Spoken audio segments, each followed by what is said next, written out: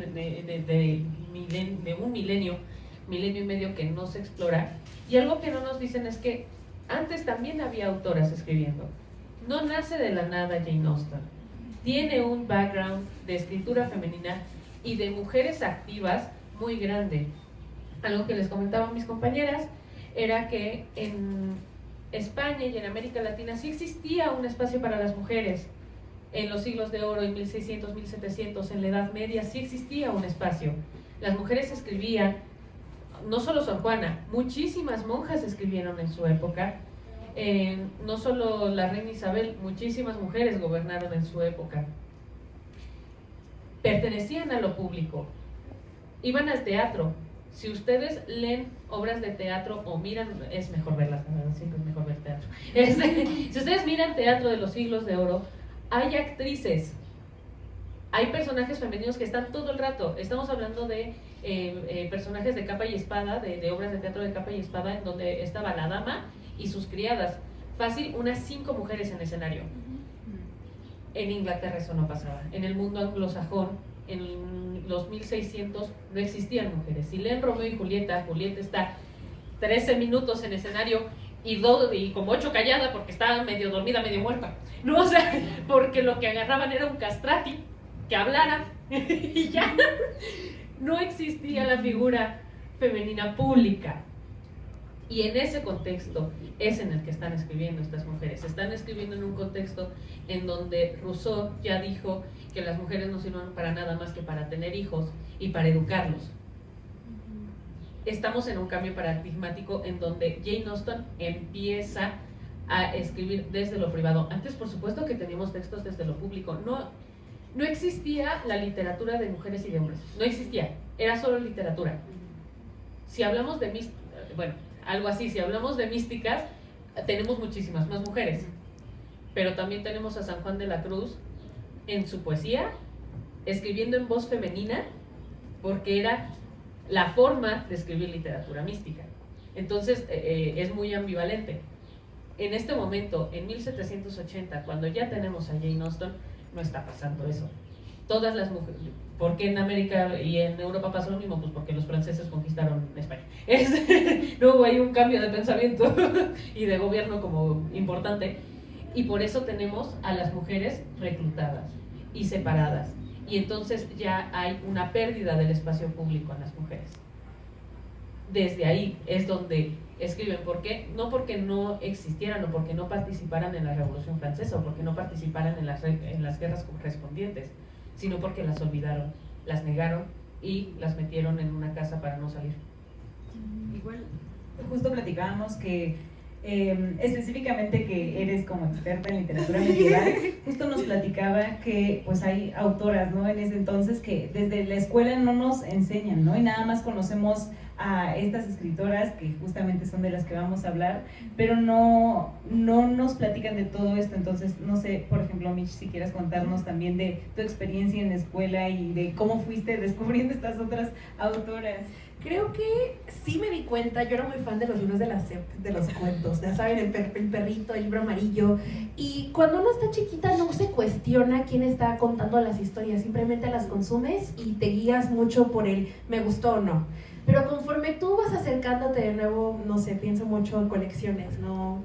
¿Cómo es Barco de Vapor? Estas grandes como estos sellos o editoriales que van dirigidas a las infancias, te vas dando cuenta que hay una ausencia muy importante, ¿no? Creo que para mí fue justamente en esas clases, primeras aproximaciones a la literatura mexicana, literatura hispanoamericana, donde la secundaria y prepa, que dije, ¿y dónde están las mujeres? O sea, no creo que no haya mujeres teniendo producción activa en la escritura. Entonces creo que ahí fue en este primer momento, porque pasa algo curioso, ¿no? Esto lo podemos hablar desde un ámbito pues educativo, pero cuando se trata de gustos, yo pienso mucho en mis primeros hábitos. Yo leo, o sea, el libro como objeto me llama la atención desde que soy chiquita. Mis papás tenían esta colección enorme de enciclopedias y yo decía, ¿qué es esto? ¿Por qué hay tantas palabras? ¿Por qué hay de repente dibujitos? Pero conforme fui creciendo ya empecé a acercarme ya a los libros, viendo a mis hermanas y que admiraban lo que hacían, y curiosamente yo leía pura mujer en ese momento también. Entonces sí fue más como darme cuenta porque yo por fuera tengo más esta aproximación, Pero ahora, en un lugar donde académico, donde va a haber una profesora o un profesor que me va a explicar por qué se escribía de esta forma, cuáles son las corrientes que impactaron en estas historias, el por qué nos está hablando de las mujeres, ¿no? Y creo que ahorita nos estabas hablando un poco acerca de Benito Pérez Galdós y de la autora con la que tienes especialidad, de que justo se invisibiliza, y es ahí donde te empiezas a cuestionar quién realmente, quién nos mandó de nuevo como a la oscuridad de cierta forma, ¿no?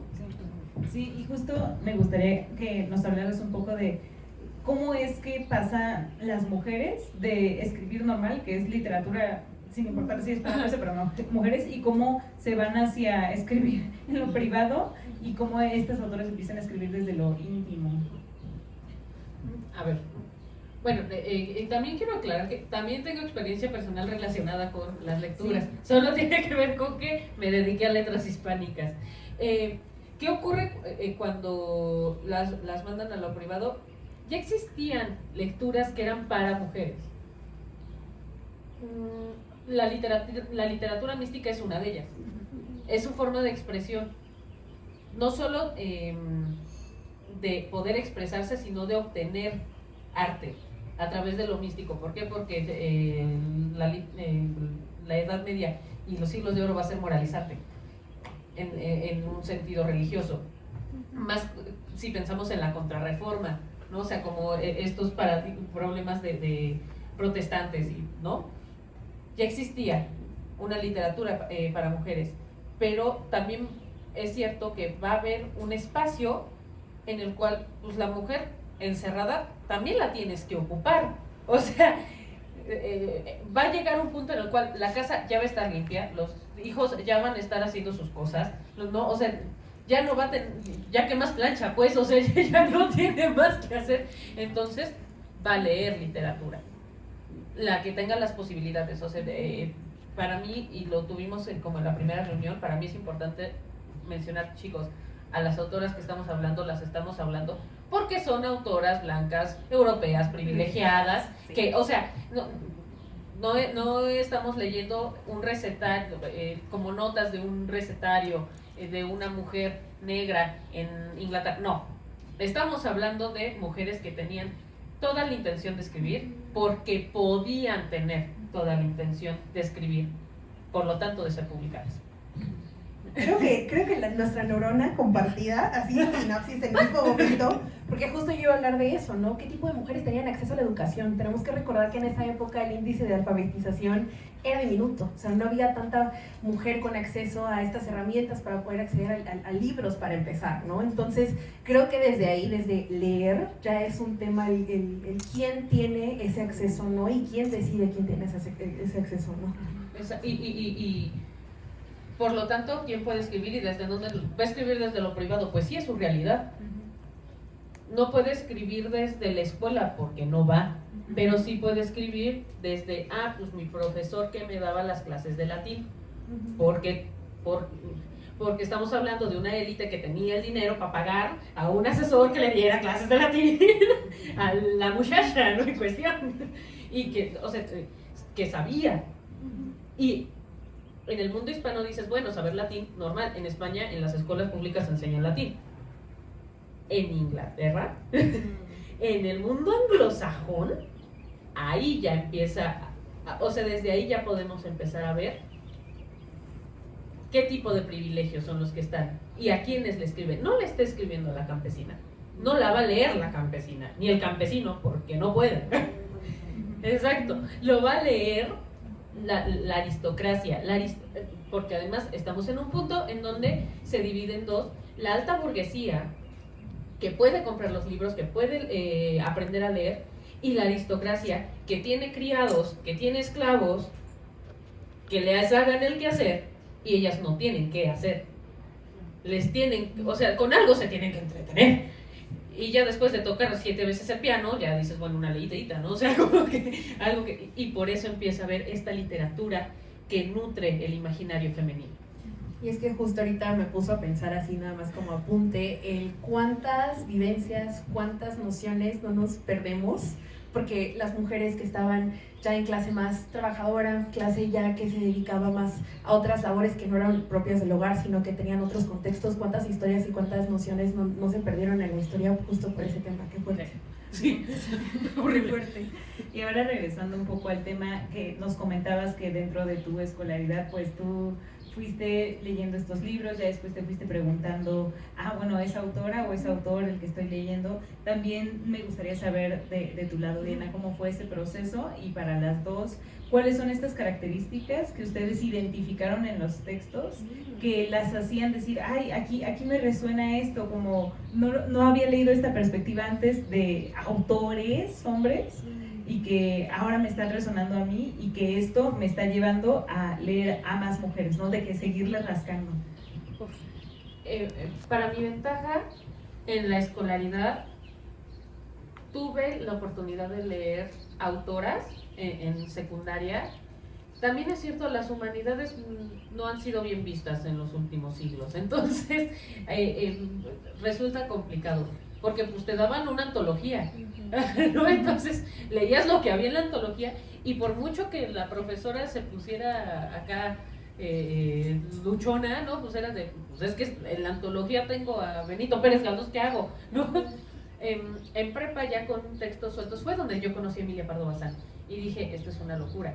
Y ella estaba muy a favor, esa profesora, de darnos mujeres. Y también mi profesora de preparatoria de quinto de prepa, activamente feminista, era de vamos a leer mujeres. Y si no vamos a leer mujeres, vamos a leer textos cuyos personajes femeninos sean una completa locura, ¿no? Entonces, para mí, el acercamiento fue muy amable. Mi mamá siempre, yo me dedico al libro, mi mamá siempre me aproximó al libro, entonces además la figura que me trajo a mí a la lectura fue mi mamá. Leí más hombres, por supuesto, como todos. ¿En qué momento me empecé a decir ya no? Cuando entré a la carrera de letras hispánicas, por Dios, letras hispánicas, o sea, me dedico a literatura. ¿Por qué estoy leyendo por enésima vez El laberinto de la soledad de Octavio Paz? O sea, ya por favor suéltenme, ¿no? En ese momento dije, ya, o sea, de ahí mis libreros se empezaron a hacer de autoras. Dije, ya no más, esto es o sea, no puede ser que no importa si es iberoamericana, mexicana, española, inglesa, yo no esté leyendo mujeres. En siglo XX, o sea, en la Edad Media te la creo más. Dices, bueno, no había papiro, ¿no? No había pergamino, te creo. En el siglo XXI, bueno, ni en el XXI llegamos, los contemporáneos se quedaron en los 70. Eso es horrible, porque además el plan de estudios de la academia está atrasadísimo. Entonces yo dije, no, voy a empezar a leer mujeres. Y yo tengo una pasión particular con la literatura femenina de Asia, del Lejano Oriente, pues China, Taiwán, Japón, Corea, y empecé a leer autoras porque yo me enamoré de Haruki Murakami y dije, ok, si existe un Haruki Murakami, existe alguien que le está haciendo la competencia en femenino. ¿Quién es? Yo quiero saber quién es. Y me empecé o sea, y así con todos, ¿no? ¿No lo encontraste? Sí. Ay, ok. Esa de pechos y huevos, ¿no? No, ahorita te digo. Okay. Eso fue lo que pasó conmigo, que yo me puse el reto personal de decir, si existe un Octavio Paz, existe una Elena Garro. ¿Por qué no estamos hablando de, o sea, por qué es la esposa de Paz? No, perdón, es el esposo de Elena Garro. ¿Por qué estoy leyendo a José, que qué bueno es José Emilio Pacheco, pero por qué y no a Cristina Pacheco? ¿Quién es o sea, debe tener su contraparte? ¿Dónde está? Y desde ahí me puse a buscar. Esa fue mi... Creo que me gusta más colocar la palabra porque al menos en estos dos ejemplos de Emilio y Cristina, y digo, Elena y Octavio son otra cosa, pero más bien como acompañantes de narrativa, ¿no? O sea, que debe de ser algo que acompañe y que de alguna forma, como que contraponer, pienso mucho como en esta como distancia y digo al contrario, no es voy a usar a Emilio y a Cristina, que es el ejemplo más amable, pero que abona, porque siento que, digo, en el otro caso, por contexto, que si se sabe el chismecito, evidentemente estamos hablando de un bloqueo creativo por completo de parte de Octavio a Elena, ¿no? Entonces, creo que a mí me gustaría, no desarrollé tanto cuando preguntaste, pero ahorita estoy haciendo memoria y estaba haciendo anotes. No me dejaron leer a ninguna mujer en la secundaria y en la prepa. O sea, yo no tuve ese acercamiento y creo que a la que más llegué fue a Sor Juana, por ser Sor Juana Inés de la Cruz. Pero curiosamente, pues mi escuela, yo, un pequeño contexto, yo estudié en una escuela católica bilingüe. Entonces, evidentemente yo no dudo que esa condición probablemente haya sido pues la razón por la que no leíamos a tanta mujer, pero en inglés leí poesía de Maya Angelou, o sea, como que ella fue de las primeras que dije, ah, buena poeta, igual junto con Sor Juana, pero de ahí era muy complicado que yo me acercara a otras. Ahora, creo que no ocurrió hasta la carrera, que ya fue una decisión consciente por mis clases de periodismo. Ahí yo estudié comunicación y producción de medios y una de mis maestras nos dejaba al mes una lectura, ¿no? Y que siempre giraba alrededor de la crónica y ella fue la que me presentó a Elena Poniatowska, que yo sé que Elenita tiene ahí como ciertas igual posturas, pero en sí es imposible negar todo la labor que ha hecho periodística y de nuevo con esta sensibilidad que contestando tu pregunta, creo que lo que a mí me ha llevado a acercarme más a historias escritas por mujeres es por cómo yo logro encontrarme de manera más fácil en sus palabras que en las que escribe un hombre, que se sabe que yo creo que el arte atiende a un idioma universal, ¿no? Que son estos grandes sentimientos que busca el hombre, que buscamos entender a través de los colectivos, ¿no? Pero creo que en específico con las mujeres pienso mucho en yo nunca hubiera podido encontrar entendimiento en por qué de repente se analiza mucho la relación hija-madre desde una novela o un algo escrito por una mujer versus alguien que toque ese tema que sea hombre. No va a tener esta sensibilidad a lo mejor o esta puntualidad en señalar qué es lo que nos duele, qué es lo que disfrutamos de ese vínculo. Estoy diciendo un ejemplo. Entonces creo que fue justo por eso. Y actualmente, por mucho tiempo sí fue una postura política en decir no voy a leer a hombres. Pero ahorita creo que ya es más por gusto, porque digo, es difícil, ¿no?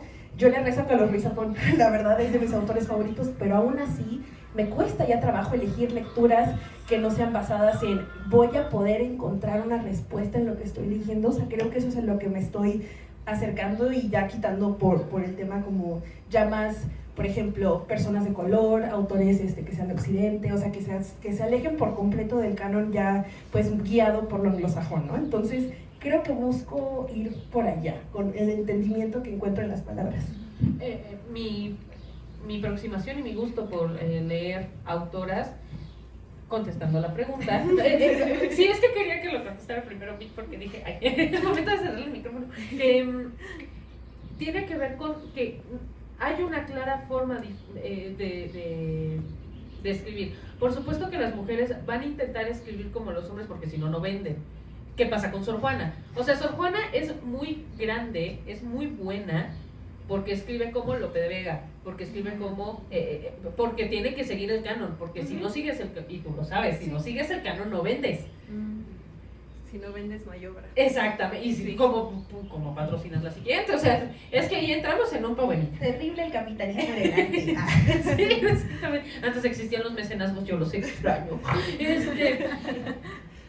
Y la mujer como va a escribir desde este ser íntimo, casualmente va a escribir muchísimas más ideas que los hombres. Los hombres van a escribir, si se fijan, y esto tiene que ver con que yo estoy dañada, personas. Si ustedes no se dan cuenta, es normal, yo me dediqué a esto así como con un ojito de este bien. Los hombres narran en tercera persona, describen hechos, hacen demasiadas adjetivizaciones de lo que sea, y las mujeres van a hacer esas adjetivizaciones, pero además se van a fijar como de ¿por qué eso además tiene una mancha? ¿Quién fue el desgraciado que dejó que esa mancha esté ahí? Porque cuestionan, ¿no? deja tú el cuestionan, se están dedicando a eso, solo le están usando para eso, y después de ver la mancha se van a ir a su pensamiento porque no tienen con quién hablar. O sea, van a tener un espacio para expresar ideas a través de una ficción que no vamos a tener en la literatura escrita por hombres. no con esa sutileza y no con ese dejarse llevar, para regresar, o sea, el personaje va a estar sentado, va a ver eso, se va a dar un debraye y va a regresar, para seguir con la acción. Y eso pasa mucho, y está escrito en primera persona, lo cual hace que sea muchísimo más familiar, más calentito, más a gusto. Claro, esto yo me di cuenta de forma consciente, es como cuando estudias psicología, ¿no? Así empiezas a hacer cosas conscientes después de estudiarlo, ¿no? O tú en tu área de publicidad ves un comercial y dices, maldito desgraciado, estás utilizando estas palabras, ¿qué cosas, no? O sea, que yo entiendo para dónde va el asunto. Igual, en un primer momento dije, ¿por qué me resulta tan cómodo, tan familiar, tan a gusto, tan personal, tan... es como un diario que no haya escrito yo?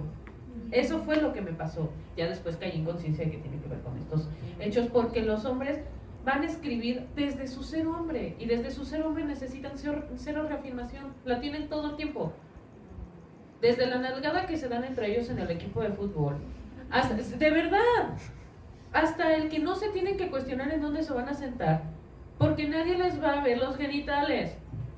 No se lo cuestionan, porque no se lo tienen que cuestionar, porque el mundo está hecho para ellos. El aire acondicionado está hecho para ellos. La mujer se va a cuestionar porque, chingados, aquí hace tanto frío, ¿no? O sea, ¿qué está pasando? Porque lo va a sentir, porque para el hombre hay que agutico. Yo estoy bien. Claro, la mujer está normalmente 2 grados menos. Va a decir, aquí hace un frío porque hace frío. Y entonces empieza a problematizar. ¿Por qué? Porque cuando, o sea, igual que las personas con discapacidad, van a empezar a problematizar el ¿por qué coño aquí no hay una rampa si no todos tenemos pies? ¿O por qué aquí no está en braille si no todos tenemos ojos? Por eso empiezan a problematizar. Y a mí me encanta que me hagan preguntas. Y a mí me encanta que me hagan preguntas y hacer problemas. O sea, ya tenía que ver con un temperamento que también yo tengo. Sí. Igual, no sé si también de aquí se identifiquen que lo que veo como en común es que justo tanto por estos, digamos, temarios que hay desde la escolaridad de no te vamos a enseñar a tal y tal autora y solamente vamos a leer a aquellos grandes autores y grandes clásicos, siento que una constante es que como mujeres como que llegamos más tarde en nuestra vida a encontrar a estas autoras. Y también una constante que platicábamos hace rato y que veo mucho es que empezamos normalmente por el romance y ya de ahí nos vamos acercando a otro tipo de literatura, una literatura más clásica, a las autoras, ¿no? Entonces, me gustaría que me hablaran un poco también sobre su experiencia en cuanto a eso. Yo sé que también aquí Mitch tiene varias cosas que decir. Ay, sí. La verdad es que siento que, de nuevo, Mitch pequeña ya intuía que había algo ahí que descubrir. Y para quienes no me conozcan, yo empecé siendo creadora de contenido por ahí por la pandemia, donde yo recomendaba romántica más 18, imagínense. En su momento encontré, o sea, básicamente historias de amor. Entonces yo encontré ahí como ese apapacho de, digo, estábamos en el confinamiento, necesitaba otro tipo de entretenimiento. Entonces, creo que empieza a hacer ese cambio cuando me doy cuenta de que las historias de amor, que sí, a mí me encanta, incluso ahorita como escritora, me encanta ubicarlas como un claro, me gusta que sean historias de mujeres que tienen que encontrar algo de ellas mismas, ya sea un propósito, sanar una herida, y que en el camino, si se tiene que dar, hay un romance. Esas son las historias de amor que actualmente a mí me interesan, crear y consumir.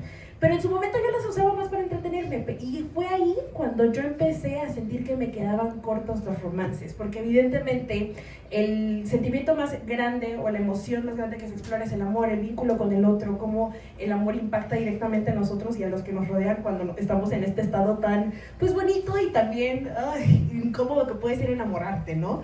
Yo empecé a quedarme corta cuando dije, ¿y por qué no exploran la dinámica con el papá? ¿Por qué no hablan de la relación que hay entre estas hermanas que obviamente no hay tiempo para desarrollarla ni observarla? Entonces ahí es cuando yo empiezo, junto con estas autoras que descubrí en la carrera, que son de nuevo Elaria Poniatowska, Rosario Castellanos, Amparo Dávila, que fueron apareciendo ya como autoras ya de la casa aquí nacionales, es que empiezo a acercarme a otras historias, ¿no? De repente entendí cómo este vínculo con la madre puede ser el amor más grande que tienes en la vida, pero también uno muy complejo, el cómo deshumanizar a los padres, el cómo sanar el vínculo familiar, que ahorita en la literatura actual de la escritura de mujeres más bien, se observa mucho este tipo de vínculos, ¿no? Entonces creo que fue ahí cuando ya me empecé a quedar corta, y ahorita yo siempre digo que tengo dos lobos internos, la que lee romance y la que ya se acerca un poco más a este tipo de historias que de nuevo no son otra cosa más que señalar estos grandes sentimientos y preguntas que tenemos como seres humanos. Definitivamente yo también me acerqué a través del romance. Yo voy a deducir que por ahí... no, de hecho no. Perdónenme, mi primer acercamiento con una autora fue a través del terror. El terror fantástico de una autora coreana estadounidense que traía como estas películas de terror japonesas, como la del Aro, hagan de cuenta, ¿no? Como ese tipo, pero en libro, en literatura. Y con eso fue con lo que yo empecé. Sí, ya se parece como bien rarito a los 12 años. Y yo así de, sí, yo quiero ese mami. Y ya después ahí, sí, entrando a la secundaria, empecé ya como a gestionar yo el hecho de, bueno, quiero un libro cada 2 meses, ¿no? Y mi mamá así de, bueno, está mejor eso que cualquier otra cosa, la verdad. Y llegué al romance de La gramática del amor de una autora española, Rocío, no me voy a acordar el apellido, y fue el primer texto de romance que yo leí cuando yo estaba así, el noviecito en turno me acababa de tronar, y yo estaba me duele el alma, y me lo leí. Y después de eso, dije, o sea, ya tenía como una variedad de autoras, o sea, de lo que estaban escribiendo las mujeres. Repito, yo siempre he sido, vengo de la UNAM, soy de filosofía y letras, claramente soy revoltosa. Y yo dije, fantástico, ¿qué más hay? O sea, qué bonito, ¿qué más tengo? ¿Qué más hay? Después de eso, leí a Rosario Castellanos, leí Ciudad Real, empecé a leer ensayos, empecé a leer a Chimamanda, que, o sea, yo me fui como, ok, ¿qué más están diciendo? ¿Qué más tienen? Me fui a clásicos, me fui a literatura en Asia, me fui a literatura en Palestina, me fui a literatura francesa. O sea, yo dije, siempre hay autoras. ¿Qué están haciendo? Porque mi primera aproximación con autoras fue desde un lugar bien como poco común, porque mis coetáneas en el salón de clases estaban leyendo romance. Y a mí la verdad me daba mucha flojera. Entonces yo decía, ok, prefiero vivirlo, prefiero experimentarlo yo que leerlo. Ese era como mi pensamiento en ese momento.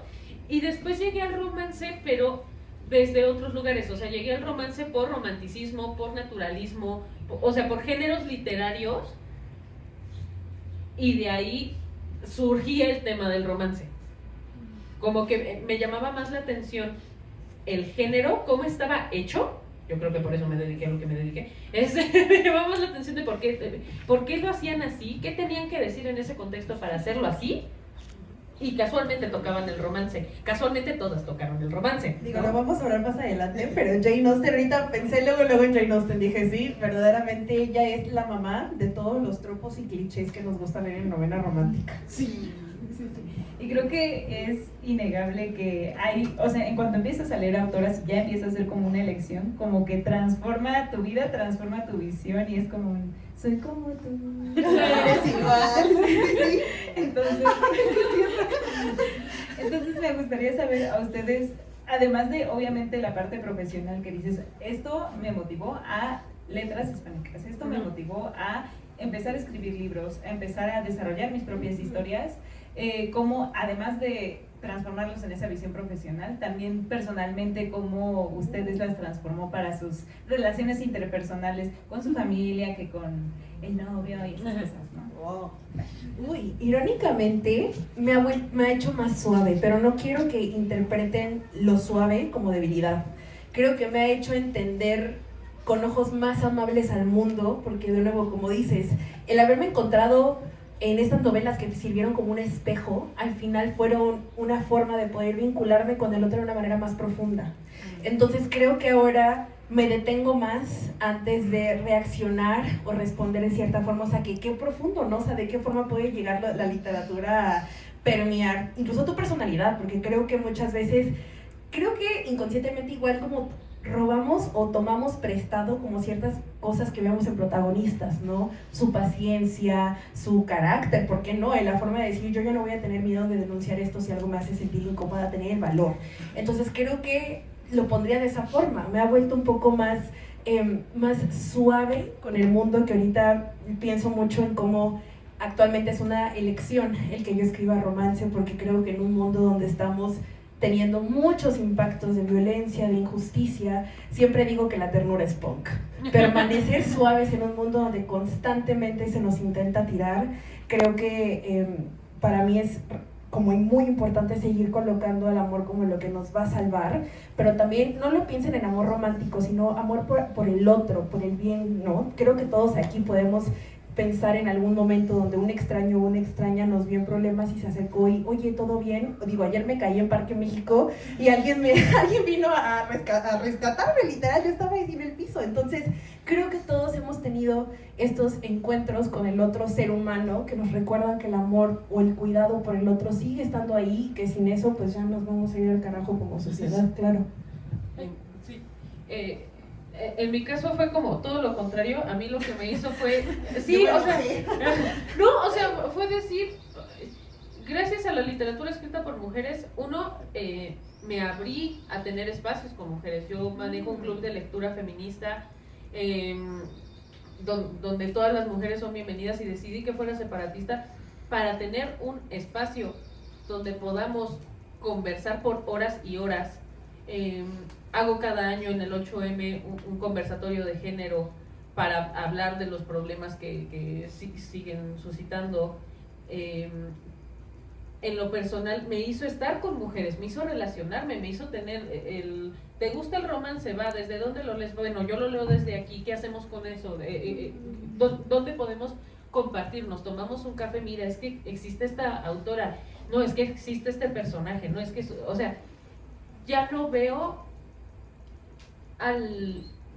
más bien veo a las mujeres como mi equipo, como un lugar de resguardo, como un lugar, o sea, yo lo siento mucho por los caballeros que están aquí, yo cada vez los tolero menos, así de simple, me ponen, o sea, sí, como que digo, es que justo teniendo a tantas autoras, ya no necesito leer autores, los leo porque tengo que, pero es porque tengo que, ¿no? Vivo en un lugar en donde ya pongo los límites, en donde ya digo, es que esto me incomoda, como lo hizo Rosario Castellanos, como lo hizo Elena Poniatowska, como desde en este momento Chonam Yo está diciendo, no es que yo esté loquita, es que la sociedad me aísla tanto que tengo que tener una psicosis postparto para que me presten atención, ¿no? Esa empatía y esa furia es la que me hace seguir leyendo mujeres, y la que me lleva a una vulnerabilidad que es a la que me lleva a escribir, porque entonces ya no tengo miedo de hablar de lo que siento, de decir lo que pienso, porque hay todo un background que nos respalda. Me encantó. Sí, Sí, lo sentí. Y justamente ahora sí creo que podemos ir como de lleno a empezar a platicar de estas autoras. Y justamente me gustaría iniciar hablando sobre el papel retomando el tema del romance, del papel de la novela rosa, ¿no? De cómo es que se empezó a escribir de mujeres para mujeres, ¿no? Entonces, no sé si quieran como empezar a hablar de eso para iniciar con Jane Austen. Yo tengo un trabajo, la novela rosa se utiliza como término hasta los años 40. Entonces, decir que Jane Austen es novela rosa sería un anacronismo, es decir, estaríamos tomando una etiqueta del presente para llevarla al pasado que no existía, ¿no? ¿Por qué lo quise tomar así? Porque es literatura escrita por mujeres para mujeres, por lo que comentábamos antes, porque ¿qué más querían que hiciera la mujer encerrada en la casa, no? O sea, llega un punto en el cual ya aspiraste todo lo aspirable. ¿no? Y ya de la época de Jane Austen no iba a ser aspiradora. Ya sacudiste todo lo que era sacudible. Pero va a generar como una bola de nieve para llegar a lo que vamos a hablar de la novela rosa. En ese trabajo yo digo, la novela rosa no se crea hasta los años 40. Hasta los años 40 un hombre decide ponerle nombre, porque claramente los hombres son los que ponen los nombres. Cualquier duda, citen Aristóteles. ¿No? Pero desde antes ya tenemos autoras escribiendo para mujeres, desde ellas como mujeres. Es decir, ya tenemos en el siglo XVIII a una Corinne Tellado de su época. Exacto, es un poco Corinne Tellado porque todos lo topan. La de cómo va chocolate. Laura Esquivel, gracias, y yo la mexicana. Una Laura Esquivel escribe novela rosa y después vamos a entrar en ese detalle si me lo permiten. Porque yo estoy muy en contra de eso, pero bueno. Pero es lo mismo. O sea, hay que pensar que Jane Austen es la Corinne Tellado de su época. ¿No? Y justo creo que igual ya vamos a empezar a la transición de hablar de la primera autora que cronológicamente es de las primeras que tenemos en esta colección en cuanto a cronología de publicación. Y yo creo que me parece interesante, teniendo en cuenta el contexto que tenía esta autora, de cómo el hecho de haber, tenía el privilegio de tener mínimo esos microespacios, porque muchas veces las mujeres ni siquiera tenían ese acceso al espacio de escritura, ¿no? Que recordemos que Jane escribía en los momentos en los que la dejaban sola, y en cuanto ella escuchaba, por ahí escuché el dato histórico, que ella escuchaba el rechinar de una puerta y ahí alguien viene, y ella guardaba sus textos. Entonces, aún con toda esa secrecía, con toda esa premura con la que ella tenía que escribir, era privilegiada porque mínimo tenía esos 5 o 10 minutitos al día, es decir, para poder escribir, ¿no? Pero a mí lo que me parece interesante de su obra es cómo ella, con una manera muy irónica, empieza a denunciar estas observaciones que ella tenía sobre las presiones que tenían las mujeres alrededor del matrimonio y dinero. Tenemos que recordar que en este contexto histórico y social, pues las mujeres no tenían derecho a la propiedad privada, no eran básicamente, la única forma de poder sobrevivir de alguna forma era a través de su esposo, que les daba pues este sustento. Entonces, y de la dote, exactamente, de que, mira, te voy a dar dinero para casarte conmigo, que qué fuerte, o sea, qué fuerte implicación, ¿no? Entonces, teniendo esto en cuenta, me parece que la obra de Jane Austen siempre tiene como piedra angular la idea del matrimonio y el dinero, y de qué forma estos dos interactúan, ¿no? A mí un dato muy curioso, antes de cederle la palabra a Diana, es que a través de la correspondencia que se ha rescatado de Jane Austen, no sé si alguien aquí ya la ha leído, alce la mano a Jane Austen. Bueno, no fácil, excelente. Pues ella, pues no sé cuántos libros hayan leído de ella, pero al menos se han leído de los más como sonados.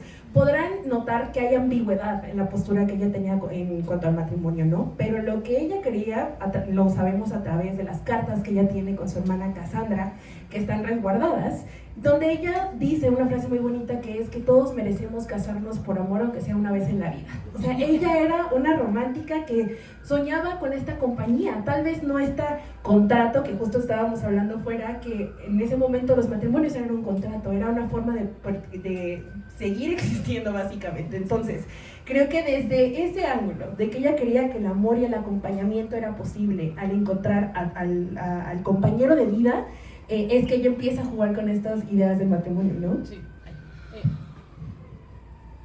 Creo que algo impresionante particularmente Orgullo y Prejuicio de Jane Austen en general, es que vive en nuestra contemporaneidad. Hablamos, bueno, ahorita mencionaba el hecho del contrato social, que era el matrimonio, es que lo es.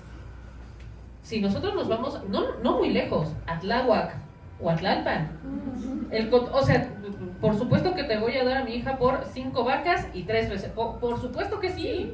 O sea, no es lejano, lo hacemos lejano aquí en la Ciudad de México porque nos creemos mucho, pero es que nos vamos tantito más al sur pegado a Morelos y pasa eso.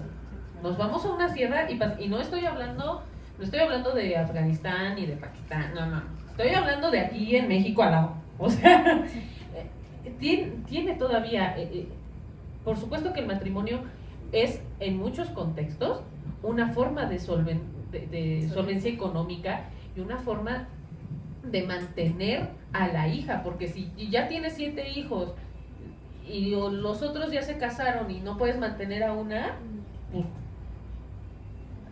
ni modo, es lo que se tiene que hacer. Lo estoy entrecomillando mucho para quienes nos están escuchando, porque no quiero que a mí me cancelen por esto.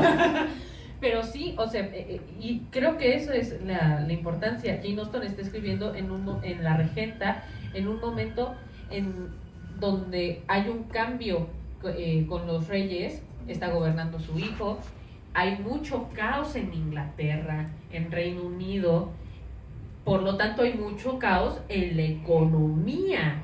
Por supuesto que uno de sus problemas más graves era cómo se iba a mantener, porque en uno de los problemas, o sea, lo mismo pasa, los mismos textos tenemos en los años 50, después de la posguerra. Pocos hijos, poca economía, muchos problemas. Igual le está pasando a Jane Austen con Orgullo y Prejuicio. Y me gustaría sumar a lo que tú mencionabas de este problema económico. Tenemos a una aristocracia que ya no sirve para nada.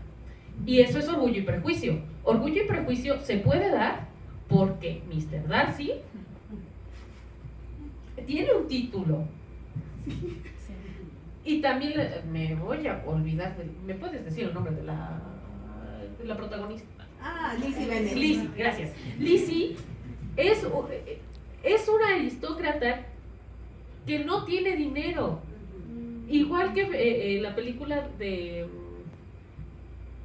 la novia cadáver. El cadáver de la novia. Igual, es una persona que no tiene dinero, que pertenece a la aristocracia. Claro, es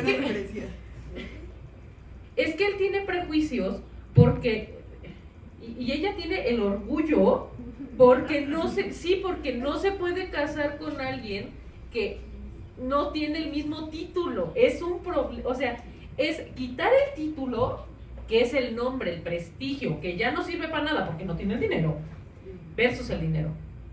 Están en ese problema paradigmático. Por eso es tan importante para Jane Austen.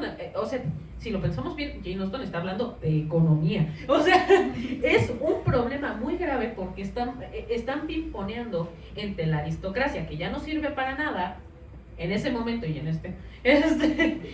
y una burguesía que ya está gobernando el mundo, que ya tiene el poder, que ya tiene, no solo tiene el poder económico, tiene el poder político. Y entonces... que justo le estaba preguntando cómo se llamaba el protagonista de Persuasión, porque justo no nos vayamos tan lejos, pensemos en Anne Elliot, ¿no? Que literal, esta historia es la piedra angular de las segundas oportunidades, donde nuestra protagonista, como es un interés amoroso del cual no recuerdo el nombre, básicamente no tiene capital, no tiene cómo mantenerla. La familia de ella le dice: no te cases, ahí no es. Lo termina, ella se arrepiente, así como que se queda pensando en él, y él reaparece en su vida después, ahora convertido en todo lo que ella quería. Entonces ahora es un cuestionamiento de qué fuerte que el dinero impacta directamente en las relaciones amorosas, que eso nos da para otra plática, porque sí. Pero es lo que está, o sea, Jane Austen está hablando de economía con un tinte de romance. Su motivo es el romance, su subtexto, lo que hay detrás, es toda una paradoja social que están viviendo en ese momento, en donde es como, bueno, y los aristócratas entonces ya no sirven, ¿y qué hacemos con ellos? Bueno, y los hombres entonces me tengo que casar sí o sí, porque si no tengo un problema, porque si somos puras mujeres, no manches, ¿quién va a tener la casa? ¿Se la queda la aristocracia? Ahora sí que se la queda el banco, no manches, ¿no? O sea, sí, ese es el problema que está planteando. Por eso, cuando decimos empezamos con romance, sí, con romance. Sí. Cuando hablamos de autoras es de sí, claro, terror. Ese es nuestro problema. No, están yendo mucho más allá, pero como es literatura para mujeres, así, escucha, que nadie lo va a cuestionar, no lo va a impedir. Porque el tema principal es el romance, es el matrimonio, es que sí se casen. No lo van a censurar, buscan que no lo censuren. Y ahora sí que la casa se la queda el primo incómodo. Exacto, el primo incómodo. Pero justamente a mí algo que me gusta mucho de Jane Austen es, obviamente, Mr. Darcy, ¿no? Pero también dentro de su pluma, como todos estos chistes y como que toda esta ironía que maneja y de cómo plantea su lugar en el mundo, a mí me gusta mucho. Y justamente hace rato platicábamos que, digamos que el Mr. Darcy actual podría ser como el Adam Carlson, ¿no? De la hipótesis del amor, y cómo ustedes ven, digamos, pensando en el antes y ahora, el impacto de Jane Austen o de la construcción de sus personajes o de estos, pues sí, como pensar en un Mr. Darcy, cómo lo vemos ahora, ¿no? ¿Cuál es como este legado que nos deja? No, hombre, como les iba diciendo, o sea, siento que autoras como Jane Austen, ya expandimos un poco, ¿no? Emily Bronte, Charlotte, todas ellas son las bisabuelas de todo lo que leemos actualmente en la novela romántica. Pensemos, Persuasión, Segundas Oportunidades, Orgullo y Prejuicio, ahí podría ser como un Enemies to Lovers, pero no sé si lo denominaría Enemies to Lovers, no sé, pero cae en ese reflector de no nos caíamos bien, pero en el camino de conocerte cambié de parecer. No sé cuál sea ese cliché, pero bueno, ese.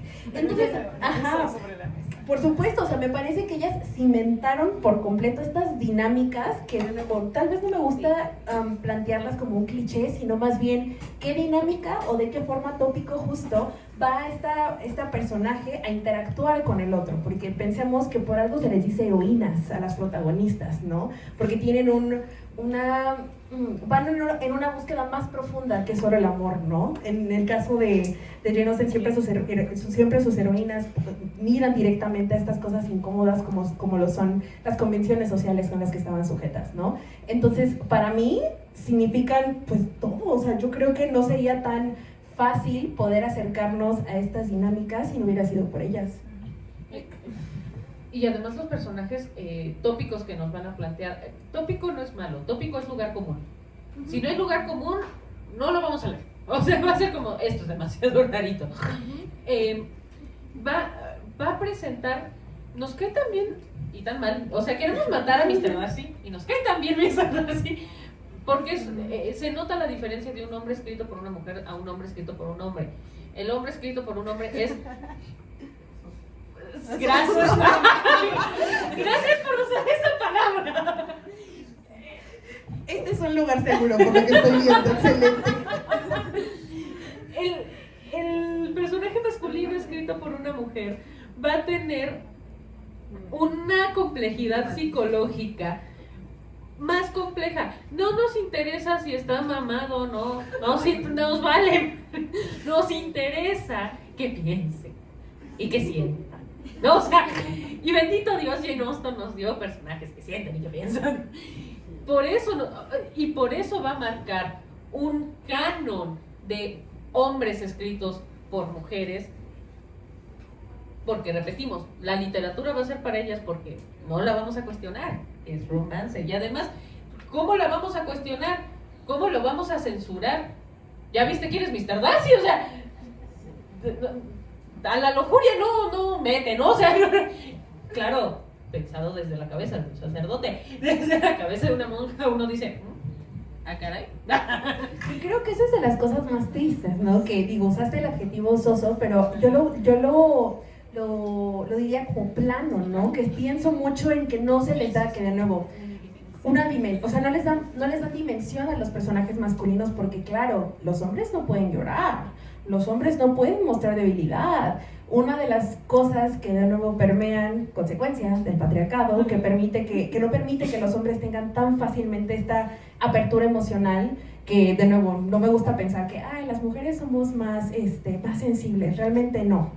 Estamos más conectadas con nuestras emociones y eso no es una debilidad, de nuevo, creo que nos da un dominio de cómo interactuar y de cómo responder de manera más responsable con el otro. Entonces, ahorita que te estaba escuchando, sí me parece muy triste porque, claro, no se les da la oportunidad a los escritores desde su propio contexto en unirse a esto sensible de manera tan fácil.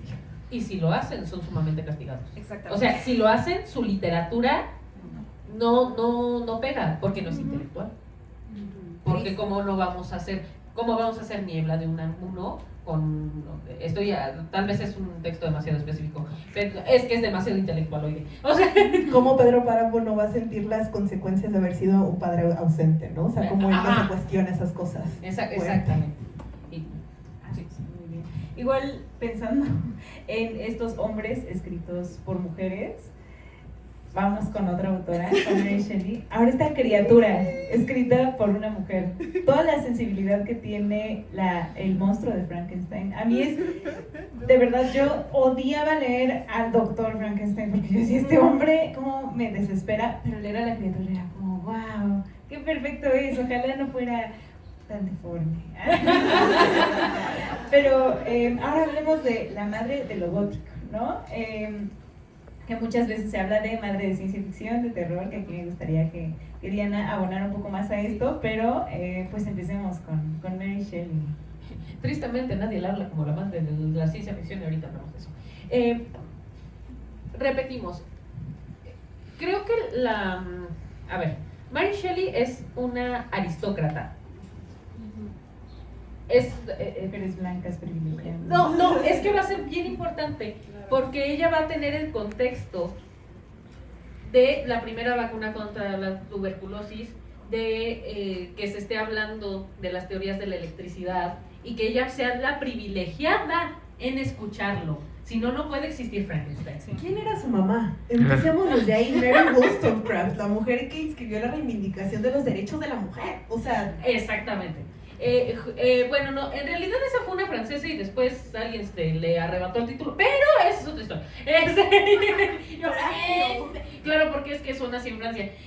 En fin, pero sí, justo, o sea, estamos hablando de una mujer que viene de un contexto intelectual, su marido es un científico,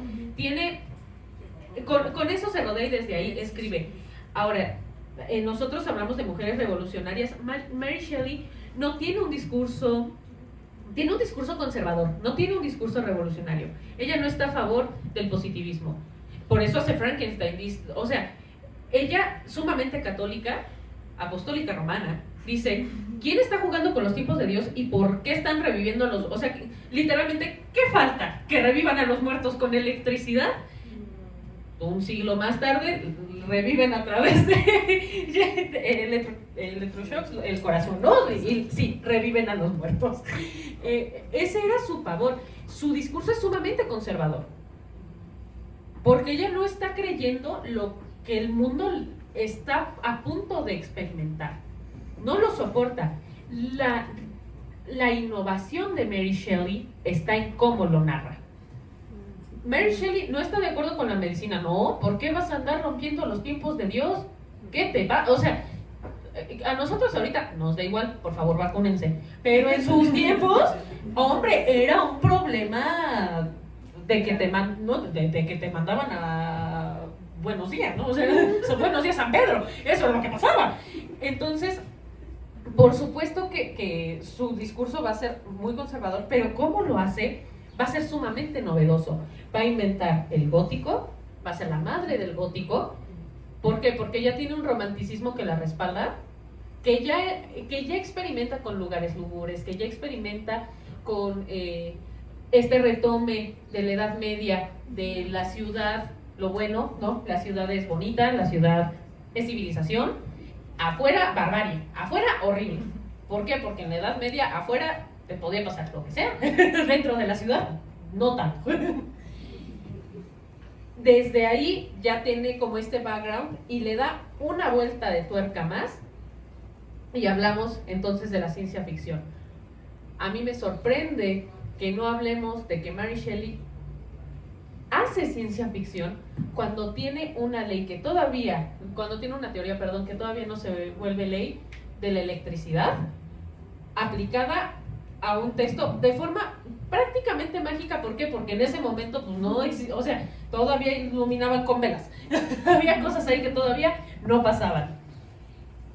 Y a mí eso me da mucho coraje con la autora, porque mientras adulamos por su ingenio y por decir es que pensó en el submarino y es que pensó en el viaje a las estrellas con Julio Verne, no estamos diciendo que Mary Shelley estaba pensando en revivir personas a través de la electricidad y que en su momento, por favor, por supuesto que era impensable. Entonces yo creo que si existe una diosa, un dios de la ciencia ficción, ese dios nació mujer y esa mujer es Mary Shelley. Uy, un aplauso para Mary Shelley, la verdad, porque mi niña no, es que a ver, o sea, yo acabo de terminar. El año pasado los clásicos han sido un territorio pues nuevo para mí. Me estoy teniendo este reto de entender por qué todavía son historias que resuenan tanto con nosotros. ¿Cómo les explico que Frankenstein me tenía llorando cuando lo leía? Sobre todo el punto de vista de la criatura, porque claro que tenemos todas estas implicaciones sobre el diálogo que hay detrás de el hombre jugando a Dios, esta aproximación a la ciencia, que las personas que ya lo leímos, de hecho, pareciera como mágico el cómo la criatura cobra vida. No te explican cómo, porque claro, no había una forma de explicarlo científicamente, ¿no? Pero lo que a mí me pareció sorprendente fue que tenemos que recordar un poco de la vida de Mary Shelley. Ella, muy pequeña, pierde a su madre y su padre se vuelve a casar, y al volverse a casar ignora por completo a Mary. Entonces el abandono de estas dos figuras, tanto paternas como maternas, la hacen cuestionarse cuál fue la razón de este abandono, ¿no? ¿Qué fue esto que la hicieron pues a un lado, ¿no? Entonces, a mí me parece importante que, claro, tenemos este tema del hombre jugando a ser Dios, pero también algo que no sé por qué a la gente, sobre todo al canon, le enoja mucho, es rescatar esta idea de un creador abandonando a su criatura, un padre abandonando a su hijo, que es lo que ocurre en la novela. Nada más lo digo y miren, Mary Shelley, un besote tronado al cielo, reina. Porque claro, o sea, creo que al acercarnos a esta historia podemos ver, de nuevo, igual a mí me chocaba cuando aparece el Dr. Frankenstein, el Víctor, y cuando entendemos que la criatura, por más muerto viviente o como se lo imagina, es alguien que no conocía nada del mundo, era un niño, mentalmente era un niño. Entonces, lo que ella logra hacer a través, como dices, de la literatura y esta aproximación de cómo la ciencia se vincula con esto emotivo, no hombre, a mí me voló la cabeza y digo, por supuesto que va a haber gente como yo que se va a acercar a estos clásicos, que por si hay alguien aquí que le teme acercarse a estas grandes historias, de una vez les digo, no lo hagan, piénselo, y de hecho inicia haciendo un chismecito, Frankenstein. Te voy a contar algo que me pasó a un conocido y así empieza. Entonces piénselo mucho como relatos que contienen estas grandes emociones y que no son tan complejas de leer. Frankenstein particularmente no se me hizo para nada complejo de acercarme, al contrario, me tenía llorando cada rato, o sea, no, fabuloso. Y justo creo que lo que tienen en común estas autoras es que no intentan ser justo intelectuales, ¿no? Y entonces, incluso en la actualidad es muy fácil acercarse a ello, y creo que a mí al menos me alegra mucho que sigan habiendo adaptaciones como recientemente la que hizo Guillermo del Toro de Frankenstein. Padrísima, chulada. Y que esto ayude a más lectores a acercarse al texto y acercarse a Mary Shelley, y ya de ahí a lo mejor brincar a otras autoras, ¿no? Y pensando en brincar a otras autoras, ahora vamos con Louisa May Alcott, con Mujercitas, que aquí a mí me gusta mucho este chismecito de que ella no quería ese final, no quería casar a su protagonista, pero al final de cuentas la obra tenía que vender para que su padre pudiera publicar. Entonces es todo un tema familiar y es un tema económico. Entonces me gustaría que también me contaran un poco de su perspectiva respecto a esta novela, todo el contexto que hay alrededor, para como empezar a platicar, acercarnos a Louisa May Alcott y a todas estas problemáticas. A ver, voy a dar un poco de contexto personal. Yo leí a Mary Shelley porque tenía que dar una clase de Frankenstein. Y claro, cuando tienes que dar una clase, la lees como desde otra perspectiva, y por eso vi todas estas cosas que yo vi, porque tenía que dar la clase, personas. Yo tenía que sorprender a mis alumnos, chicos. Eso es lo que tenía que pasar. Leo Mujercitas desde otro lugar, tengo Mujercitas, la voy a leer, ¿no? O sea, ya está aquí. Y primero leo Mujercitas y después leo Orgullo y Prejuicio. ¿Qué pasa? Cuando me se brincó a mí Orgullo y Prejuicio, dije, ¿qué eso sabes esto, no? O sea, pero claro, es que hay prácticamente 50 años de diferencia entre un texto y otro. Entonces, más. Hay casi un siglo de diferencia entre un texto y otro. Entonces, normal que dijera, ¿qué está pasando aquí? Entonces, a mí Orgullo y Prejuicio no me gusta. Ya lo dije, ya lo solté. No pasa nada si a alguien no le gusta lo mismo que ustedes, personas, recuerden. Y a mí, ¿por qué? Porque a mí no me gusta la novela romántica del principios del 19, prácticamente por eso. En general no me gusta. Y encuentro en Mujercitas esa dinamicidad que a mí me gusta, que yo respeto mucho en la literatura. Para mí leer Mujercitas fue así de, pero ¿qué más? Pero ¿y qué más? ¿Qué más tienes por decirme?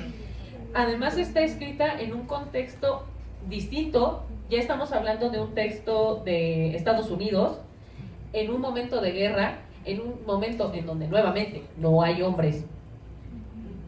Y eso es... Yo guiando, es que está muy bonita la edición, no es por nada. Y esa edición íntegra. Sí, sí, lo siento, es que solo me distraía mucho. Entonces,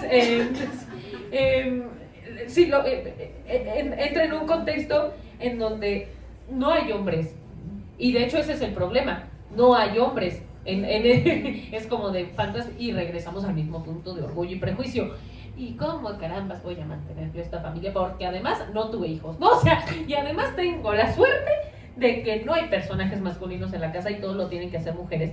Y ahí es donde yo noté una gran diferencia, porque en Mujercitas sí hay personajes femeninos públicos, porque las hermanas sí tienen que salir por la leña y tienen que salir de compras y tienen que salir a trabajar porque no hay hombres y tienen que salir a educarse y entonces se van con el vecino, ¿no? Y noto como este otro discurso más cercano a, ok, y neta, ¿qué pasa si no hay hombres? Además Estados Unidos sabemos que siempre está en guerra, ¿no? Entonces, sí, pues, o sea, ni modo que esa sea mi parteaguas perpetuo para que yo no tenga un patrimonio. Estamos hablando de que está a nada de explotar la primera ola del feminismo. Es ese periodo. Y eso es lo que nos dio Mujercitas. Este primer alcance de, a ver, también, mucho problema económico, pero Mujercitas tenía criadas, ¿no? Mucho problema económico, pero esas mujercitas tenían otras mujercitas que las respaldaban. Y volvemos al punto de, habla de mucho más que solo el madres, me tengo que casar y con quién. Y además, a mí me cae muy mal el personaje masculino que está ahí por... Es que se quiere ligar a todas. O sea, a mí me angustia. A mí me gusta que lo intente. Exacto, que lo intente con todas. La hermana se fue con la otra. Exacto. Tibio, mustio. O sea, para mí se fue como... Y ya eso fue un aspecto meramente personal. Sí, que fue como de, bueno, hombre, ya decides con la única que no fue con la... porque además, claro... Ajá. En mi cabeza, todas las hermanas de Mujercitas tienen su paralelo en los Bridgerton, porque yo estaba viendo a los Bridgerton, y entonces a la que se parece a Lois, con ella no.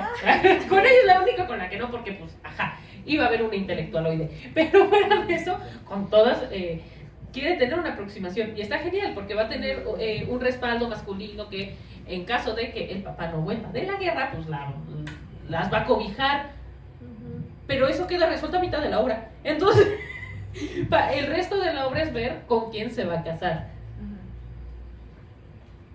Es sumamente dinámico, me gusta por eso. Ya se nota, o sea, sí tiene este romanticismo. Cuando yo hablo de romanticismo, no es como cuando Mitch habla de romanticismo. Ajá, tú, la corriente de romanticismo. Exacto. Cuando ella habla de romance, yo hablo de romanticismo. Todavía se nota este romanticismo, es decir, es literatura burguesa para burgueses, literatura de aristócratas para personajes altos, personajes que ganan mucho dinero y tal, y que tienen un título, eso es romanticismo. Personajes que tienen esas características. Pero ya se nota el realismo, esta brutalidad de, ok, fantástico, sí, tengo un título, pero ¿y qué pasa si no tengo papá? ¿No? Pues que te va a llevar la chinita, porque no hay manera de que te sustentes.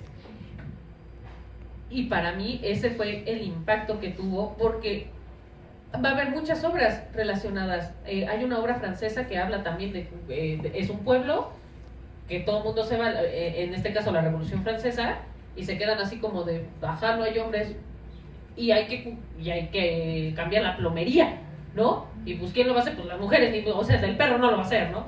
Entonces, va a tener esta interacción constante de el mundo sin hombres. Y vamos a entrar al tópico de las mujeres escribiendo el mundo sin hombres. Está muy funny como este libro yo lo leí cuando tenía como 20, 21 años y se me hace muy curioso como en ese momento tal vez ya hago una relectura, ya voy a poder encontrar las cosas que tú dices, porque claro, para mí lo que significó este libro en su momento fue, ahora entiendo que es normal, yo tengo 2 hermanas mayores, ¿ok? Entonces digo, ahora entiendo que es normal que yo me agarre del chongo con ellas y que daría mi vida por ellas también, al mismo tiempo, esas 2 cosas. Creo que yo rescato mucho este concepto de cómo estas hermanas se ven obligadas a crecer bajo el contexto en el que nos marca Diana, de que claro, una guerra que por completo atraviesa la cotidianidad de nuestras personajes, pues obviamente es un fin de la infancia también, ¿no? El fin de la inocencia y de ahora vamos a tener que preocuparnos por todas estas cuestiones, pues cómo subsistimos si nuestro papá no regresa de la guerra, ¿no? Entonces creo que lo que yo recuerdo y que me enternece mucho fue justamente eso, la dinámica que hay entre las hermanas March y a Joe. Yo creo que fue esas primeras protagonistas que digo, Reina, yo te entiendo. Reina, yo te entiendo. Muchas gracias por plasmar como este complejo que es querer tener algo, pero al mismo tiempo no porque me lo están imponiendo. ¿Me explico? Entonces, lava los trastes, ya no quiero. no, sí, totalmente. Sí, entonces como que, no sé, recuerdo con mucha nostalgia esta novela y si hay alguien que todavía no la ha leído, de nuevo, Mujercitas es una novela igual muy noble, piénsenlo mucho como estos relatos de hermanas que observamos mucho la cotidianidad, pero de nuevo, con esta sutileza de la que nos habla Diana, nos plantea este contexto pues complejo en el que las mujeres básicamente tenían que atenerse a una realidad donde los hombres no estaban presentes y como ellas en su especie, pues la mamá está presente también, de vez en cuando se vuelve como un matriarcado y cómo ellas se desenvuelven en él. Sí, y justo creo que hay una diferencia muy grande por el hecho de que pues es una novela que ha sido adaptada 1001 veces, ¿no? Y pensar que vive dentro de la cultura popular hasta en Friends, ¿no? No sé si han visto esta escena, pero pensar que a lo mejor se recuerda mucho esta historia en esta cultura popular como una historia de amor romántico únicamente, y me gusta mucho que hayas hablado justamente de este tema de las hermanas y de cómo como mujeres a lo mejor nos podemos identificar, quienes tenemos hermanas, que nos podemos identificar dentro de esto, y cómo a través de la pluma de Luisa podemos observar estas temáticas que a lo mejor no eran tan exploradas. Entonces me gustaría, como un poco para cerrar con Luisa, que ustedes me platicaran cómo es que ustedes tienen esta percepción versus la percepción que tiene el mundo de Mujercitas. Es que creo que ocurre lo mismo que pasa con todas las autoras. No es solo una historia de amor.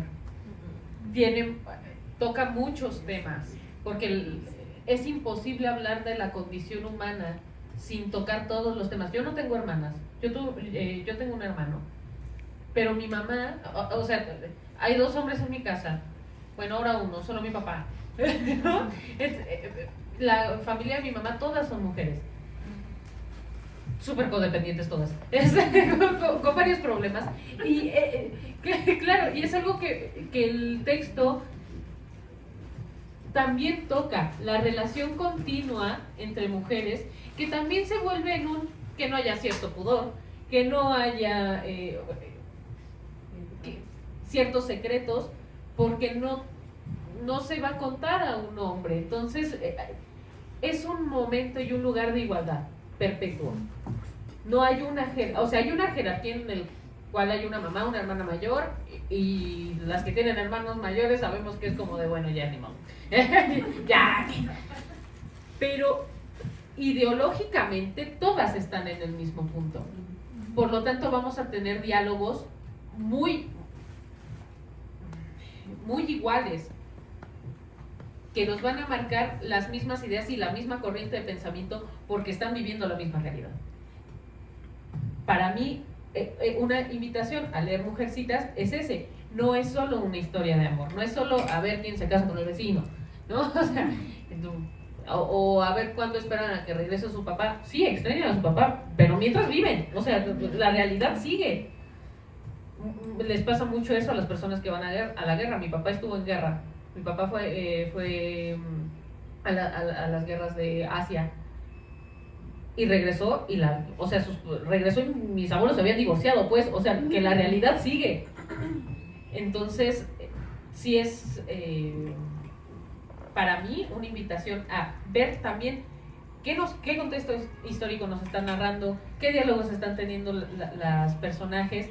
No es solo esta aproximación tierna, no son mujercitas, son mujeres haciendo la chamba que tienen que hacer. Yo me atrevería a señalar a un lugar que yo creo que me atrevería a decir que si no son parte de un matriarcado, todos conocemos una familia donde son puras mujeres, donde está la ausencia del hombre porque se fue o decidió no estar presente en esa familia. Entonces creo que, ya puntualizándolo en un contexto un poco más mexicano, creo que sería una otra forma de poder entender estos vínculos y también que hay diferentes respuestas a un mismo contexto. Pienso mucho en que mis hermanas y yo no percibimos la vida igual a pesar de que tuvimos los mismos papás. Las tres pensamos completamente distinto y absorbemos las vivencias de manera diferente, y yo creo que eso también, aunado a todo el contexto que les hemos mencionado, que como dice, sí, yo lo vi un poquito más tierno, pero está bien que se rescate también el lado serio, que es lo que conlleva que estas mujeres tengan que estar al día y poder ver como por su supervivencia. Entonces, de nuevo, puntualizándolo algo un poco más nacional, creo que podría ser una buena forma de entender cómo estos círculos de mujeres operan y buscan crear pues lazos de seguridad y de apoyo entre ellas, claro. Y bueno, el amor romántico es una cosa, el amor entre hermanos es otra, pero lo que vemos en común con todo esto es que está la emoción, ¿no? Y ahora, para pasar a Virginia Woolf, es justo la transición de la emoción al pensamiento. Cómo es que ella se ubica entre grandes ensayistas, ¿no? Y que pone una habitación propia. Y estamos hablando ya de un contexto completamente diferente, otros años, entonces, pues, adelante con Virginia. Ok. Pasamos contigo.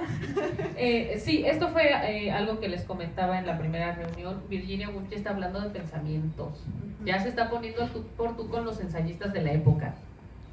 Ya no está de tierna. Ella no está haciendo novela. Ella no hay más niñita tierna. No, más niñita tierna. Ella no está hablando de las emociones y de lo bonito que puede ser casarse o no. No. Ella está diciendo, ¿por qué carambas no estoy teniendo un espacio? Por lo que decíamos al inicio, no existían en lo público. ¿Por qué no lo están haciendo? ¿Por qué no es oficial? ¿Por qué hay tantas trabas para hacerlo? Mujercita se publica en 1868. Virginia Woolf publica Una habitación propia en 1920. Ya pasamos la primera hora del feminismo, ya tienen derecho a la vivienda. Por eso es una habitación propia, es de no solo quiero la vivienda, quiero un espacio para mí. No quiero que todo el mundo habite la casa, quiero poder vivirme en un espacio, y eso también es válido. Estamos hablando de que ya es, en Inglaterra ya es la segunda ola del feminismo, o sea, ya pasaron 30 años de que pueden tener su propia casa y de que pueden votar. En teoría, ya en la realidad sabemos que fue otro universo.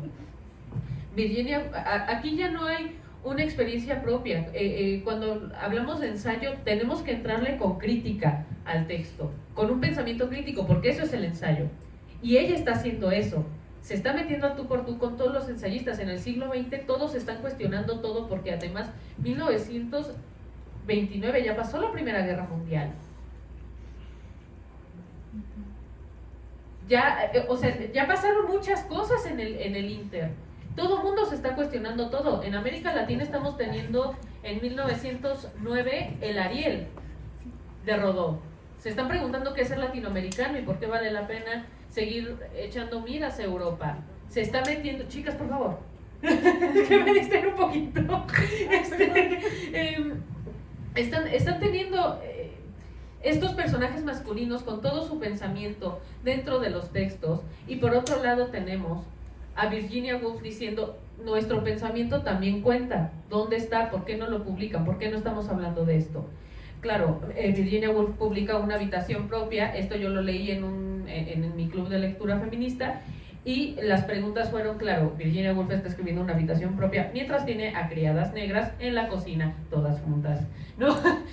Habitación propia, ¿para quiénes y por quiénes? Y así es como yo pienso que se le deben entrar a los ensayos con esa crítica. Es muy importante lo que está escribiendo, por supuesto, porque sin ella no tendríamos la idea de escritora.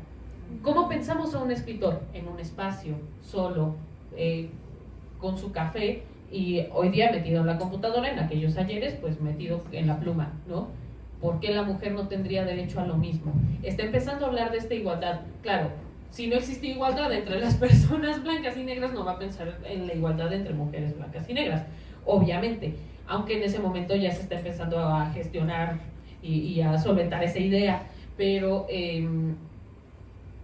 ella lo está planteando para sus iguales, que son los iguales también que tienen el poder político. Y eso es lo importante de Virginia, que le está entrando con ese pensamiento a hablar con las demás ideas. Estamos hablando de ideas, lo vamos a hacer juntos. A ver, alce la mano quien ya leyó Una habitación propia o algo de Virginia Woolf. Ok, bueno, si ya la conocen, yo voy a darles un poquito más de contexto extendido de lo que Diana ya nos contó, que básicamente Una habitación propia viene básicamente de una cátedra en una universidad que le pidió a Virginia háblanos acerca del oficio de la escritura desde una perspectiva femenina, y ella dice, órale, aguantas y soportas, porque justamente fue la primera vez, como dice Diana, que se plantea mucho cuáles son las necesidades que una mujer escritora tiene para poder lograr un proyecto creativo.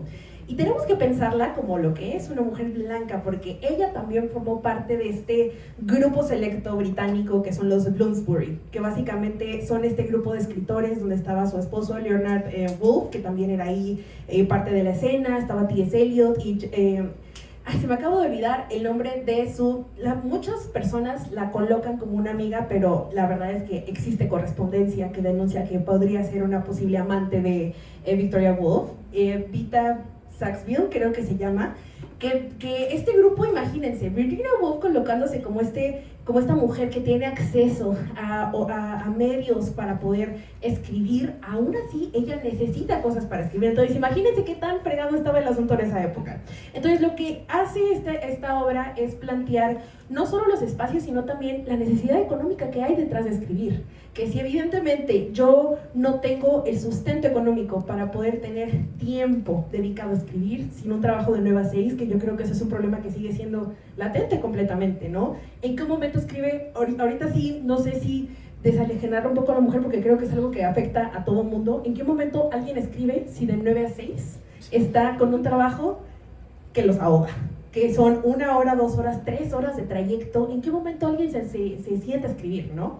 Entonces, tenemos que recordar también que su novela, yo creo que sí me gusta vincularla mucho con el pensamiento, ¿no? Orlando, con esta primera aproximación a lo queer, ¿no? A lo LGBT, que es un hombre básicamente que un día medieval creo que transiciona a ser mujer. No lo he leído, entonces ahí les dejo la tarea. Es como les dejo ahí la tarea, según yo es bueno. También está Mrs. Dalloway, tenemos Las olas, que son novelas que tienen como círculo el denunciar. Creo que ya, como dicen, ya se acabó La niña buena y ya no hay como esta aproximación al romance, sino que ahora es cuestionar el por qué las cosas son así y cómo ella lo hizo, pues de una manera muy accesible, que de nuevo, si son personas que a lo mejor no se han acercado al ensayo, créanme que la claridad con la que ella expone sus palabras y lo interesante que es contrastar cómo algo que fue escrito en 1920 sigue estando tan vigente, hace que no lo puedas soltar, y 2, que te haga reflexionar mucho lo que hay detrás de todos los libros que vemos actualmente, no solo estos, todos. ¿Cuál es el esfuerzo que hay económico, emocional incluso? O sea, todo lo que tiene que ocurrir para que su novela favorita, de la de ustedes, exista. Está fuerte.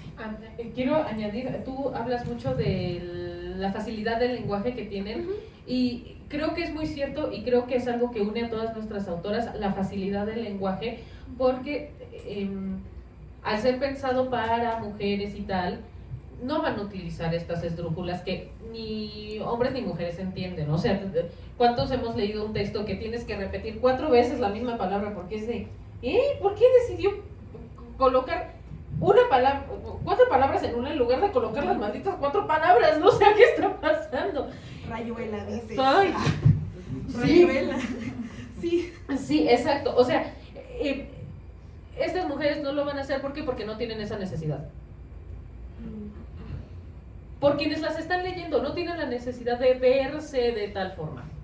No tienen que aparentar que saben, porque personas, querida audiencia, los escritores que escriben con esdrújulas solo les gustan, no necesariamente saben lo que se refiere.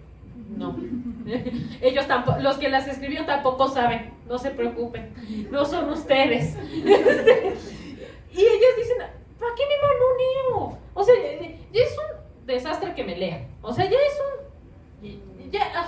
un problemón que me publiquen. Para que sea un problemón que me lean, ay, no va a ser. O sea, ya tengo demasiadas trabas para que yo solita me meta otra, ¿no? Ajá. Sí, muy bien. Igual, o sea, pensando y retomando un poco este tema de etiquetar a la novela rosa, ¿no? Como para mujeres, ¿ustedes piensan que todavía hoy en día es un reto que se siga separando literatura para hombres, literatura para mujeres, teniendo a todas estas autoras referentes y a la escritura hoy en día? Sobre todo porque yo siento que de repente es muy difícil que hombres que no han tenido un acercamiento hacia la literatura y que ya traigan como, digamos, una biblioteca detrás, que digan, ay, pues de buenas a primeras voy a leer a Mary Shelley, o de buenas a primeras voy a leer a Jane Austen y voy a tratar de entender por qué Mr. Darcy es este hombre, ¿no? ¿Ustedes piensan que todavía, digamos, hay este reto dentro de la sociedad en general, no hablemos como gente lectora, sino dentro de la sociedad en general, que todavía se siga viendo esta separación? Creo que ahora es importante esta separación. Me explico. A partir del siglo XX ya podemos hablar de literatura de mujeres, escrita por eso nace la novela rosa, ¿no? Porque tristemente estas etiquetas no las ponemos nosotros, las pone el canon, la pone la academia. Y como están acomodados aquí los libros, no los decidieron estrictamente los libreros, los decidió la academia y de ahí permea a cómo se van a colocar. Ahorita creo que es sumamente importante hablar de literatura escrita por mujeres, literatura no escrita por mujeres, literatura queer, o sea, todos estos espacios, porque todavía no tenemos ni los mismos derechos, imagínense, ¿no? Entonces, andar visibilizando cosas también es bueno. En algún momento va a ser solo literatura, igual que en algún momento van a ser solo personas humanos y no vamos a decir transfeminicidio ni feminicidio, ¿no? Y esperemos que no homicidio. O sea, es como, ojalá. Para mí sí es importante, o sea, contestando a la primera pregunta, para mí es importante decir literatura escrita por mujeres, por supuesto, porque por mucho tiempo la literatura era sinónimo de escrito por hombres. Entonces, en este momento histórico es bien importante decir literatura escrita por mujeres. ¿Eso quiere decir que ningún hombre se puede acercar? No, se acerca, lo lee y tiene la experiencia estética que necesita tener, y ya. Yo creo que replantearía la pregunta y sería que tenemos que aprender a sustentar el por qué nos tienen que leer. No sé si yo vivo en una burbuja donde todos leemos mujeres, pero justo cuando de repente esa burbuja estalla, siempre está el cuestionamiento de, ¿pero por qué se lee solo mujeres? ¿Qué pasa, no? Me parece que actualmente estamos viviendo como una especie de ola literaria donde el auge son las autoras hispanoamericanas. Nos está empezando a leer a mucha mujer, hay mucha producción, pero yo creo que lo que plantearía sería el sustentar el por qué es importante hacerlo, ¿no? siento que todavía hay como este recelo que viene mucho de esta pelea eterna que hay entre el feminismo, que tenemos que hablar de cosas políticas porque todo arte es político. Entonces, creo que aquí es importante recordarnos que todas las experiencias humanas se viven de diferente manera y están sujetas a nuestro género, a nuestra condición, a nuestra identidad. Entonces creo que sería más bien empezar a pensar cómo vamos a defender estas letras y justificar el por qué es importante leernos. Igual pensando como recapitulando en el pasado que tenemos a estas 4 escritoras en las que profundizamos, en el presente y en el futuro, hablando del privilegio que ya mencionamos, ¿no? Que eran estas mujeres blancas, aristócratas, pensando en este presente y también desde ustedes escribiendo, ¿cómo perciben que ahora hablando de literatura, sobre todo latinoamericana, hispánica, que es que no sé cómo decirlo, cómo ha permeado este legado hasta hoy en día, como leyendo a mujeres que a lo mejor, como pensando en Dalia de la Cerda, ¿no? Una mujer que es discapacitada, que tiene como todas estas experiencias previas que a lo mejor nuestras queridas autoras nunca se hubieran imaginado, y también desde su perspectiva como escritoras y viendo hacia el futuro, ¿cómo es que ustedes perciben todo esto? Como autora, yo no me puedo imaginar, y lo digo cuando hablo de mi libro Besos, yo no me puedo imaginar lo que hubiera salido si no hubiera leído autoras. Yo leo autoras particularmente latinoamericanas, hispanoamericanas, a Emilia Pardo Bazán, a Leonora Carrington, a Dalia de la Cerda. O sea, Dalia de la Cerda escribe desde los zulos atacando directamente una habitación propia. ¿Por qué? Porque va a hablar desde los zulos, desde lo que no se ve, desde estas mujeres negras que estaban en la cocina. O sea, la ventaja de tener a estas autoras clásicas es que ya las podemos criticar, es que ya podemos decir, hombre, no envejeció también este texto. Así como, bueno, sí, pero como que faltaron esto. Pero es que yo con mi pareja, a él le decía, porque le dije, amé a Dalia de la Cerda, no sé qué. Y él fue como de, fantástico, pásamelo. Y yo, no, porque no le vas a entender. Primero lee esto, ¿no? O sea, primero lee Una habitación propia, y primero lee Feminismo cuarta ola, y ya después le entras a Dalia de la Cerda, porque si no, hay cosas, hay información que se pierde. Si nosotros no empezamos con estas lecturas, hay información que se nos pierde en el proceso. Porque las personas que estamos escribiendo ahorita traemos ese background. Yo, Michelle, todas las autoras que están ahorita y autores tienen este pasado literario. Yo no me puedo imaginar escribiendo sin tener estas mujeres. En el otro texto que participo, que es Quémalo Todo, las autoras italianas, chilenas, guatemaltecas, mexicanas, retoman a sus coetáneas y retoman su pasado y su pasado literario, y desde ahí también escriben. No nos podemos deslindar de eso, porque también es una forma de darles honor y de darles ese nombre que no han tenido por milenios. Y para mí es sumamente importante ponerlas sobre la mesa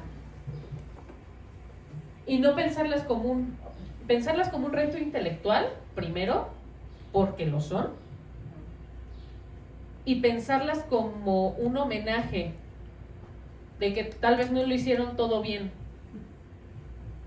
Y me voy a meter en problemas. Pienso en J.K. Rowling, no lo está haciendo bien, lo está haciendo sumamente mal, y no podemos negar que tiene la mejor franquicia de saga publicada, y lo hizo una mujer. Y yo, Ya lo sé. ¡Qué coraje!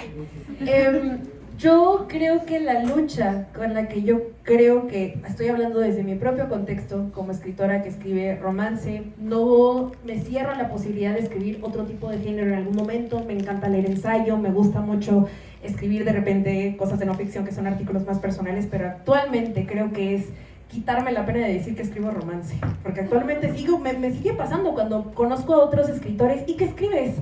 Cuando digo romance, hay una pausa pequeñita que me dice todavía tengo mucho que configurar en mí, porque creo que viene mucho del desprecio que hay alrededor del romance, ¿no? Si supieran que para mí la forma en la que yo entiendo la novela romántica y donde yo quiero escribirla actualmente es justo como lo mencioné hace un rato. Son mujeres que tienen un crecimiento personal profundo a través del amor o el desamor, que son dos piedras angulares que toco en mi novela Lo inevitable de nosotros. Entonces, para mí es un trabajo constante el poder, pues de alguna forma hacer, aunque sea un granito de arena a esta lucha que hay para quitarle este sello de, es que es romance, no es un libro serio, no es algo que me llevó años poder escribir, que con lo que yo pude entender diferentes heridas que yo tenía, que comparto con otras personas de acuerdo a las reacciones que he tenido con otras lectoras, y sobre todo con cómo el amor también, o sea, si lo piensan fríamente, todos los temas de las novelas es amor o la falta de amor. Y no piensen lo romántico, ¿no? O sea, piénsenlo en un duelo, piénsenlo en cuál es la, no sé, para mí yo pienso que lo contrario al amor es el odio. Entonces, por eso, para mí es configurarlo para tratar de darle el lugar que se merece el romance y, de nuevo, no saben lo difícil que es crear tensión entre dos personas. Hacer que dos personas terminen juntas con sus respectivos conflictos es más complicado de lo que ustedes piensan y merece el darle las flores a las autoras que logran hacernos llorar, que nos logran hacernos sentir como yo he pasado por esto y te entiendo, tú que escribiste este libro. Entonces creo que para mí, que he dicho, de hecho se me hace muy fuerte que lo haya dicho en público porque yo soy muy, nunca me da pena, pero al mismo tiempo, nunca no lo digo, pero siempre hay una pausa. Entonces el día en el que yo logre decirlo sin sentir esa pausa va a ser como ya logré poder brincar este prejuicio que yo tengo conmigo misma y que no debería tener, porque al final todo arte es un proceso y el proceso suele ser difícil para todos de alguna forma. Entonces sí, yo creo que va para allá.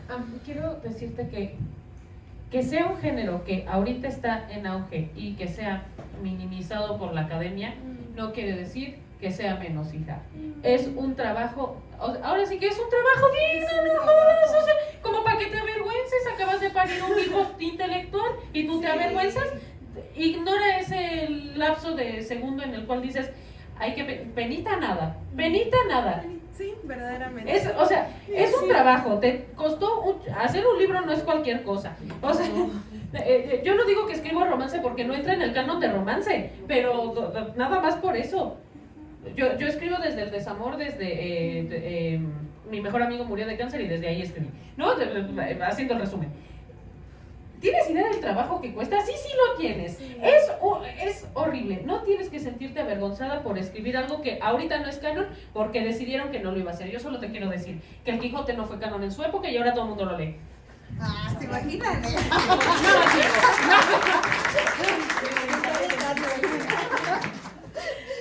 Igual, ahorita qué bueno que lo mencionaste porque siento que justo y puedo ver a estas autoras pensando todo esto también en su momento, ¿sabes? De decir, no estoy escribiendo desde la parte intelectual y no estoy escribiendo como los hombres y como dicta el canon. Y es muy padre ver, digamos, esos paralelos cinematográficos del pasado con el presente y cómo hacia el futuro también ustedes van a inspirar a muchas otras mujeres a escribir. Entonces creo que eso es lo que me llevó yo de esta plática, cómo este legado pasa al presente, pasa con muchas otras autoras latinoamericanas que leemos actualmente y que ya siento yo que se les está dando el reconocimiento que merecen. Y pues sí, para seguir leyendo a las contemporáneas y que justo toda esta tradición pase a otras mujeres y pues ya veremos en el futuro estas mujeres, generaciones nuevas, que nuevas historias o perspectivas nos puedan contar. Entonces, pues muchas gracias por escucharnos en este tiempo. Queremos dar un espacio también a preguntas, si quieren pedirles recomendaciones acá a las panelistas, adelante. No sé si alguien tenga alguna pregunta, alguna recomendación, algo que para pasar el micrófono.